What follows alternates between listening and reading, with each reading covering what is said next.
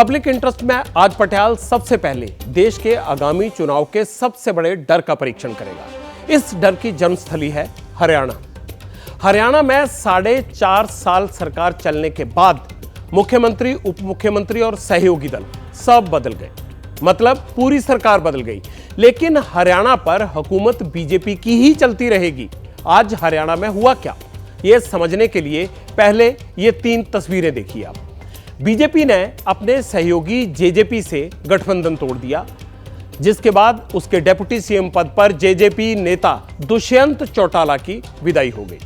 दूसरी तस्वीर गठबंधन टूटने के फौरन बाद की है, जब मनोहर लाल खट्टर ने राजभवन जाकर मुख्यमंत्री पद से इस्तीफा दे दिया और खट्टर के जाने के बाद हरियाणा सरकार के नए सीएम नायब सिंह सैनी बन गए। दुष्यंत की पार्टी जेजेपी को साइडलाइन करने के बावजूद बीजेपी की सेहत पर इसलिए कोई फर्क नहीं पड़ा क्योंकि 90 सदस्यों वाली हरियाणा विधानसभा में निर्दलीय विधायक और सरकार के लिए जरूरी आंकड़ा दोनों ही बीजेपी के साथ हैं। लेकिन हरियाणा की राजनीति में फेरबदल की यह नौबत आखिर आई क्यों? इसे लेकर कुछ और सवाल भी खड़े हो रहे हैं, जिनका जवाब 2024 चुनाव में एनडीए गठबंधन के लिए बहुत जरूरी है। इसमें पहला सवाल क्या है? पहला सवाल यह है, बीजेपी ने दुष्यंत चौटाला की पार्टी जेजेपी से गठबंधन क्यों तोड़ा? क्या दोनों दलों के बीच गठबंधन और सीटों को लेकर कोई विवाद था, कोई तनाव था? लोकसभा और विधानसभा चुनाव से पहले मनोहर लाल खट्टर को सीएम पद से क्यों हटाया गया? क्या यह बीजेपी की रणनीति का हिस्सा है? बीजेपी ने खट्टर को हटाकर नायब सिंह सैनी को ही हरियाणा का मुख्यमंत्री क्यों बनाया? नए चेहरे को मुख्यमंत्री पद सौंपने के पीछे बीजेपी का प्लान क्या है? और सबसे बड़ा सवाल यह कि इस बात की क्या गारंटी है कि जो दुष्यंत के साथ हुआ वो एनडीए के दूसरे साथियों के साथ नहीं होगा? हरियाणा की राजनीतिक हलचल के बाद ऐसे ही तमाम सवाल घूम रहे हैं, सियासी गलियारों में घूम रहे हैं और हर पार्टी का हर नेता हरियाणा में हुए इस फेरबदल को अपने अपने चश्मे से, अपने अपने हिसाब से देख रहा है। बड़ी बात क्या है? हर वर्ग इस सरकार से नाराज है, निराश है।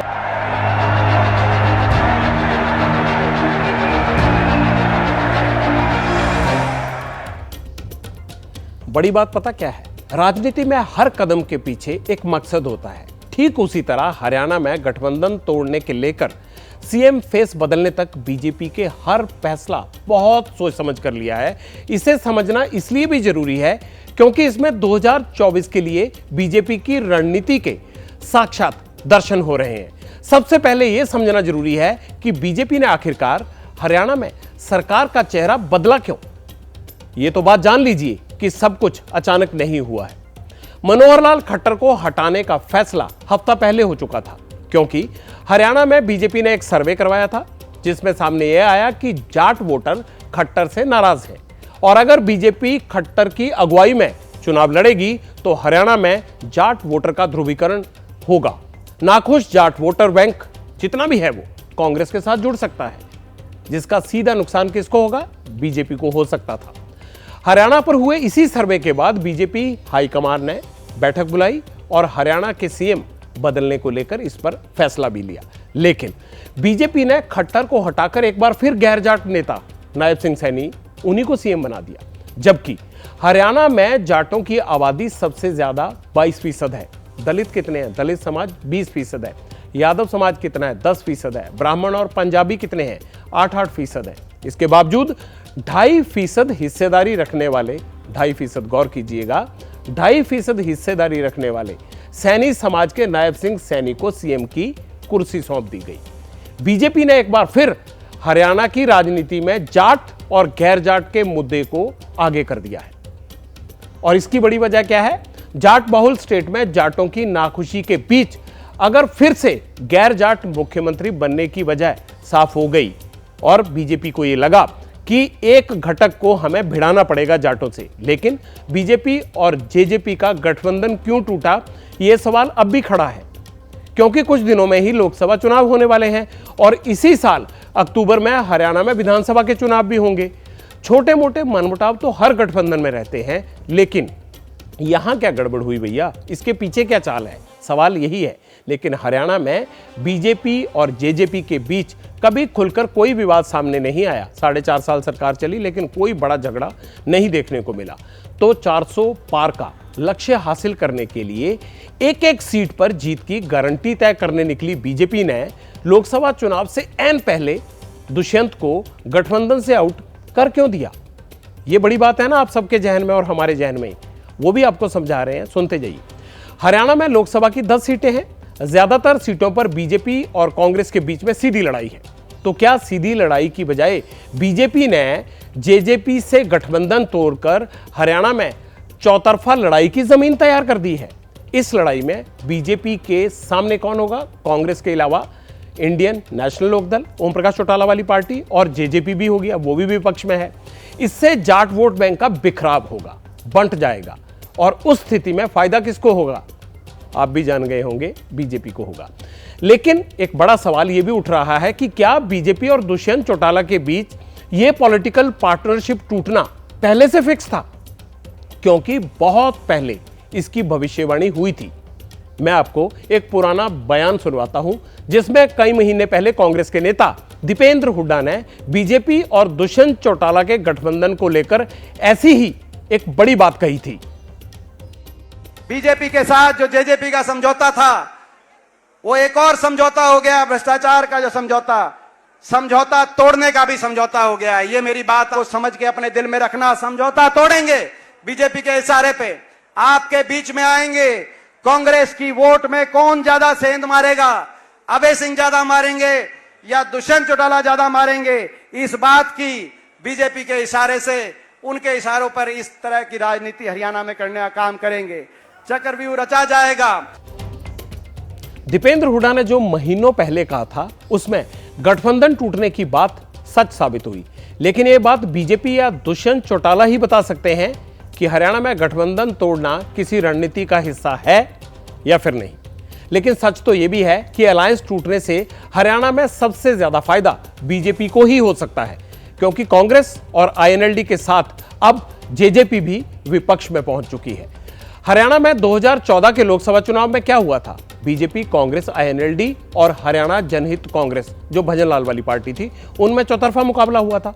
बीजेपी को 7 सीटें मिल गई, कांग्रेस को 2 मिली और चौटाला की पार्टी को 1, वो 1 पर सिमट गई। 2019 में क्या हुआ? लोकसभा चुनाव में हरियाणा में फिर से चौतरफा लड़ाई हुई।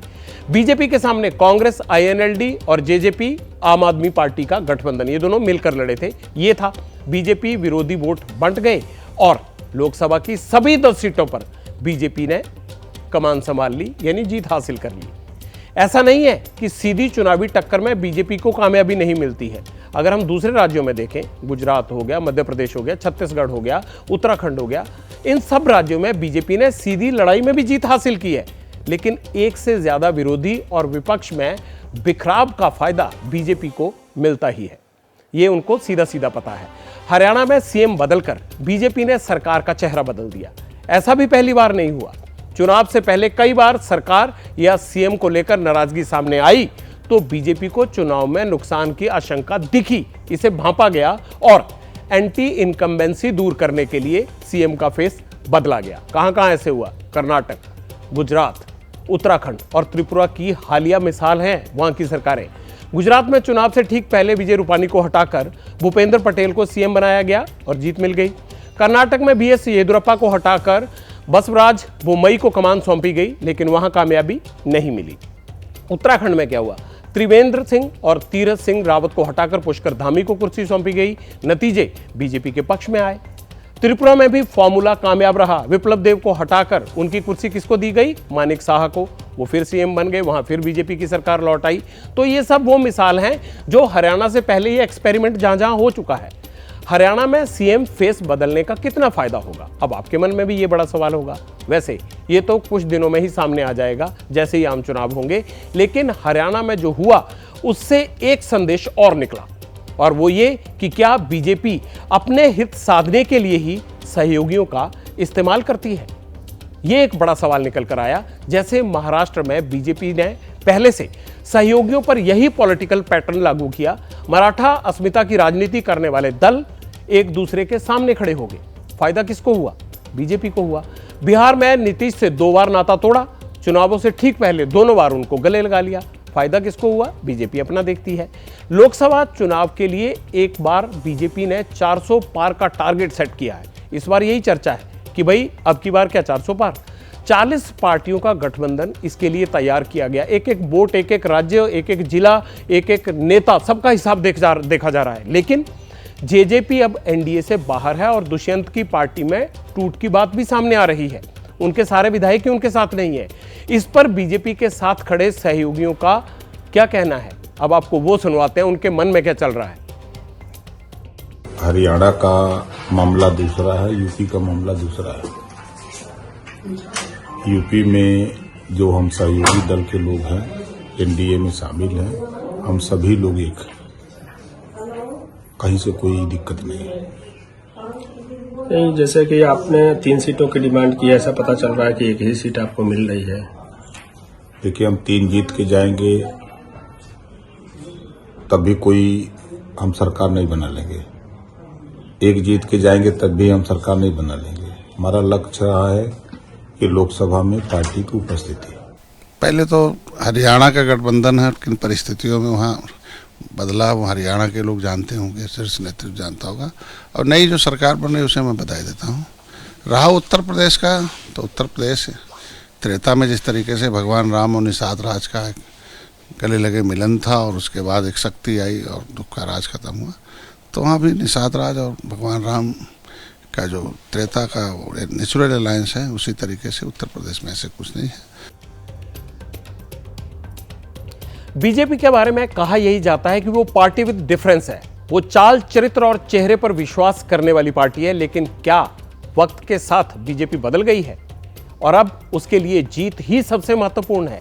क्या बीजेपी चुनावी जीत के लिए चाल, चरित्र और चेहरे तीनों बदल देती है? लेकिन इससे उसके सहयोगियों पर जो विश्वास का संकट जन्म ले सकता है, उसका सामना बीजेपी कैसे करेगी? बीजेपी को अब यह भी सोचना होगा। जैसे ही घड़ी का काटा दोपहर 2:30 पे आए, बबीता जी का दिल सास बहू साजिश के लिए मचल जाए। और ये है इनकी बहू, पूरे दिन ऑफिस की टेंशन हो जाए गॉन जब ये करें अपना फेवरेट शो फ्री टाइम पे ऑन। इनकी तरह आप भी देखें अपना फेवरेट शो अपने टाइम पर और डाउनलोड कीजिए एबीपी लाइव ऐप अपने स्मार्ट टीवी पर।